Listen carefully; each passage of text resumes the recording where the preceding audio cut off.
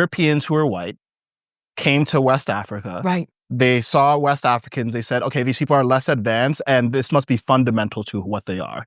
They're just a different class of humans, right? And they're inherently worse in all sorts of ways. That was the European mindset. Got it. Now, fast forward hundreds of years later, I think what's happening is actually kind of a reversal, where now there's people who are saying, oh, white people are inherently worse in some way. That's but true. instead of it being technologically worse or civilizationally worse, it's morally worse. So what happens is anytime we have these discussions, because we're talking about race, we're actually focusing on the wrong thing when we need to be focused on the software, not the hardware. There's nothing about being inherently white or inherently black that makes someone inherently morally superior or inferior.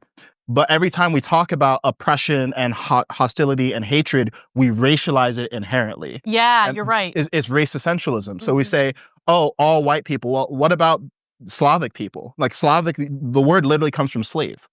So Slavic people, like in Eastern Europe, they're enslaved by the Ottoman Empire. Yes, right? yes. So, oh my God, I love you so much. Yeah, Yes. so the slavery all throughout history, but what happens is in America, we become so hyper fixated on what happened in America, which is important. Of course we should mention slavery. And you never deny that.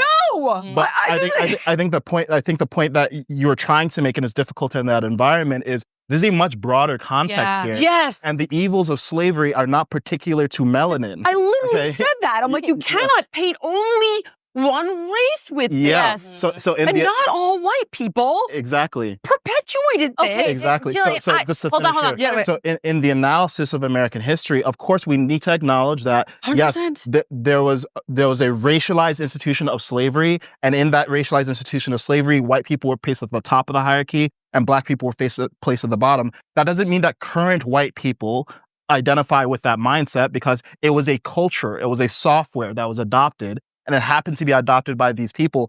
But all throughout human history, people have been justifying slavery through different methodologies. This is just the American way that we did it. We should be aware of it so we don't repeat it. Yes. But we shouldn't be so fixated on that we conflate someone's color of their skin with their ideology. I just want to follow up on one thing he said before we lose the thread. What you just said about the persecution of, Slavic individuals by the Ottoman Empire, that like really spoke to me and resonated because my parents came here in the late 1970s and early 1980s. They were refugees because of the fact that they were under, Soviet rule in Armenia. So they were oppressed under Soviet rule. But prior to that, the Armenian people suffered a genocide and persecution by the Ottoman Empire. And so the history of, my background, my ancestors, was one of persecution, slaughter, just terrible